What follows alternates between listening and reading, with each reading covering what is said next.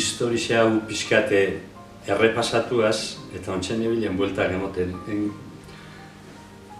Bilera honetako, hitzaldi honetako izenburua, okurdu jakun esatia, Eibar diktaduratik haratago, ez da. Diktaduratik haratago, zutabe nagusiena izan da beti historikoki eta Ibarrentzat eta Ibartarrentzat. Impunitatea. Hori izan da, frankismotik eta diktaduratik haratago etorri zaiguna momentura arte.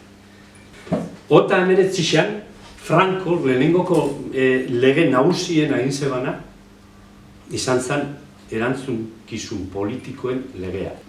Eta ez zeban tontokerisa bat egin. 5 urteko errepublika baten aldeko orori edozein persona fisiko edo juridikoeri sekulako jipoia eman behar zion legia.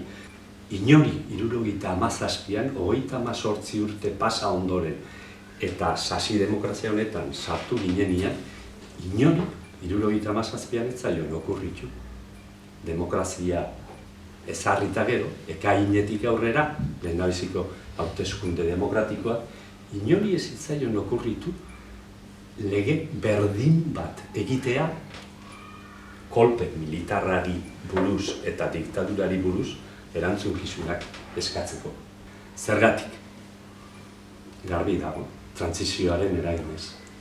Pakto negargarri baten eraginez. Eta pakto negargarri horrek ekarri ditu ondorio guzti hauek. Gaur egun, impunitate hutsakin ari dira frankismotik pasatutako estruktura guztiak.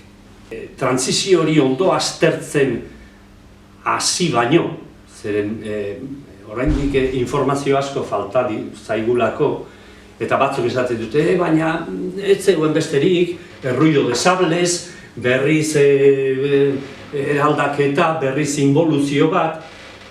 Ikusiko genuke hori hipotesisak egitea da, baina gaurko realitatea, eta ez da hipotesia, gaurko realitatea da, dana, beraiek berdin jarraitzen dutela, 77tik aurrera ere, sekulako represioa jartzen, eta amnistiaren legea gainera, beraiek jarriaz beraientzat, 100 preso batzuk kartzeleratuak, baina beraientzat jarri zuten beraientzat amnistia.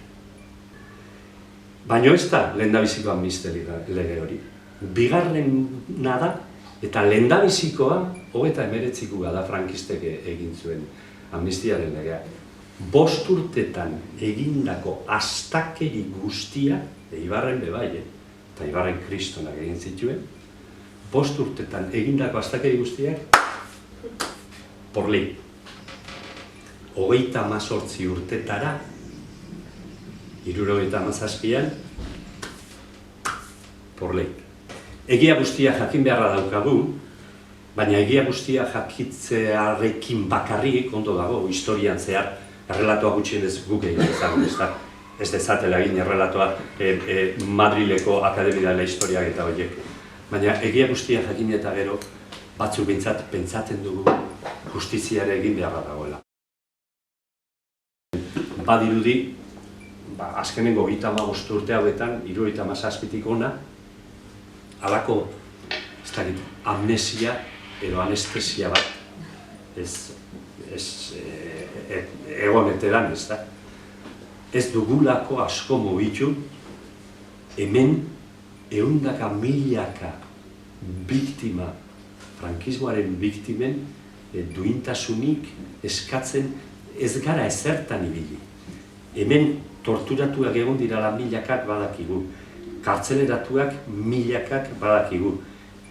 Oraindik kanposantuetan eta kunetetan 1000-ak, 100.000-ak dirala badakigu, baina ezer gutxi egiten ari gara. Baina boterak egiten ez baldin badute herriak egin beharra dauka, ez da.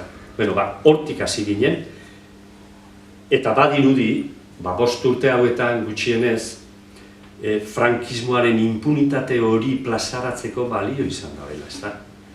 Eta bagenekien gobernuaren erantzuna, beti amnistiaren legea hor dago, ez guri bakarrik erantzuna. pare bat urte, Ginebrako nazio batuen giza eskubideen batzorde nagusi baten, ez guke, nazio batuetako relatore bereziak esaten urteetan ari direna, hemen gertatzen ari dena, ez dagoela frankismoa ere hemen gainditua, justizia, egia eta erreparazioa jarri beharra dagoela, estatuak bere gain hartu behar duela egia guzti hori jakitzea, gero justizia guzti hori esartzeko eta erantzukizunak esartzeko, hori guk bakarrik ez dugu esaten. Nazio batuek esaten ari dira. Beno, han, Ginebran, hori den hori esan zutenean, jakina, Espainiako delegatua altxatuz, berak ere erantzun behar, ez da. Eta betiko leloa, ez da nola esan, lorituen esaldi badute. Ez, hemen transizio eredugarria izan zen, hemen bakea egin zen, hemen denok erabaki genuen ahaztea, eta beraz, Espainian orain ez dago horrelako arazori.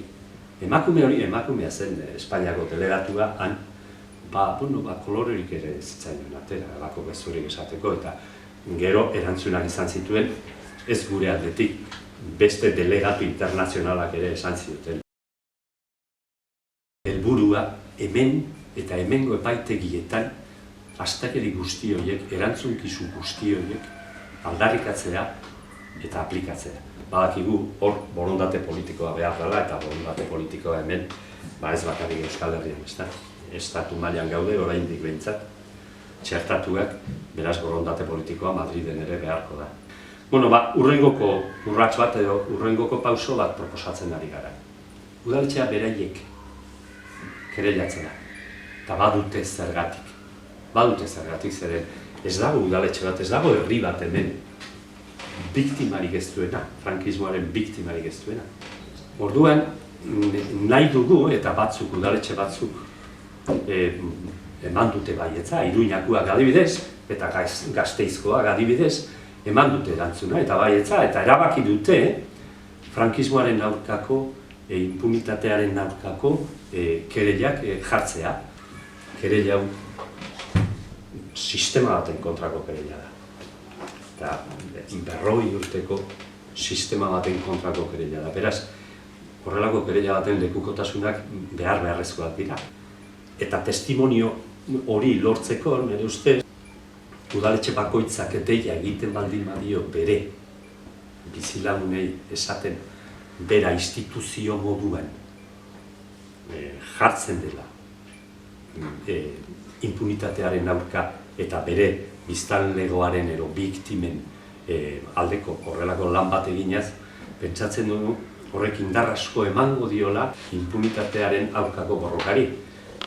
Baina, pentsatzen dugu, jendeak pixkat eragin handiagoa eman behar duela bakoitzaren egia plazaratzeko, zeren bestela egia hori estalia geratuko da, estaliko digute, eta hurrengoko belaunaldiak ez dute piperrik ere jakingo, ero jakingo dute kanpotik esandakoa eta ez guk gure memoria historikoa eraiki dugulako, kanpotik esandakoa jakingo dute, guk geuk aurrez, benetako egiak botatzen ez baditugu. Besterik ez,